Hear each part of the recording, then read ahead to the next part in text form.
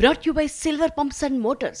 Top quality और consistent performance के लिए सिर्फ सिल्वर पंप्स नाम याद रखना। మీరు చెప్పినట్టుగా అధికారంలో లేనప్పుడు 2014 నవంబర్ నుంచి 2019 అధికారంలోకి వచ్చేంత వరకు మే 28వ తారీఖు వరకు పార్టీని సింగిల్ హ్యాండెడ్గా నేనే మోసా.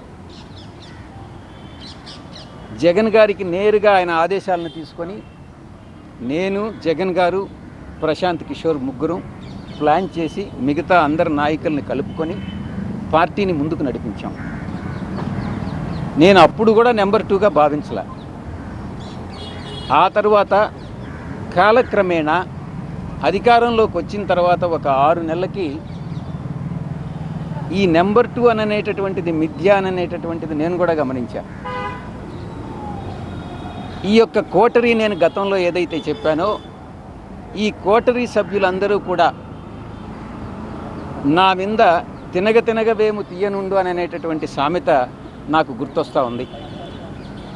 మా యొక్క నాయకుడికి, అప్పట్లో నాయకుడికి చెప్పి సాయిరెడ్డి ఒక వెన్నుపోటుదారుడు అవుతాడు, ఏ రోజైనా మీకు మీ యొక్క స్థానానికి ఆయన స్థానభ్రంశం చేస్తాడు అన్నటువంటిది ఆయనకి చెప్పి నేనేదో కొన్ని వేల కోట్ల రూపాయలు దోచేశాను అన్నటువంటి అపవాదనంతా నా మీద మోపి ఈ యొక్క కోటరీ ఆయన మనసును మార్చి నన్ను 2వ స్థానం నుంచి, మీరు అనుకునే 2వ స్థానం నుంచి స్లోగా తగ్గించుకుంటా నాకు ఇచ్చిన పదవులన్నింటినీ కట్ చేసుకుంటా వచ్చి నన్ను 2000 స్థానంలో నిలబెట్టింది. చాలా అవమానాలు పాలయ్యా. ఈ కోటరీ మరొక్కసారి చెప్తా ఉన్నా, ఈ అవమాన భారం తాళలేక, ఈ కోటరీ యొక్క వేధింపులు తాళలేక నాకు అప్పట్లో నా నాయకుడైనటువంటి జగన్మోహన్ రెడ్డి గారి మనసులో స్థానం లేదని గ్రహించి వేదన చెంది నేను పార్టీ వీడడం జరిగిందే తప్ప వేరే ఏ కారణం కాదు.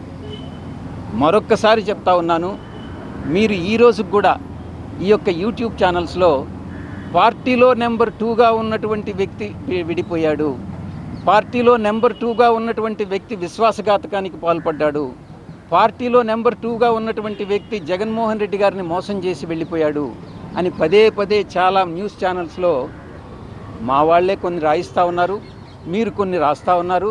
దాంట్లో కొన్ని పెయిడ్ ఆర్టికల్స్ ఉన్నాయి, కొన్ని మామూలుగా మీరేదో ఆత్మసంతృప్తి కోసం మీరు రాసుకుంటా ఉన్నారు. నేను అధికారం వచ్చిన 6 నెలల్లో నా యొక్క 2వ స్థానం 2000 స్థానానికి పడిపోయింది. కాబట్టి దయచేసి నేనేదో నెంబర్ 2 స్థానంలో ఉన్నాను అన్నటువంటి విషయాన్ని మర్చిపోండి, తిరిగి రాయవద్దు అని మీకు అందరికీ కూడా విన్నవించుకుంటున్నాను.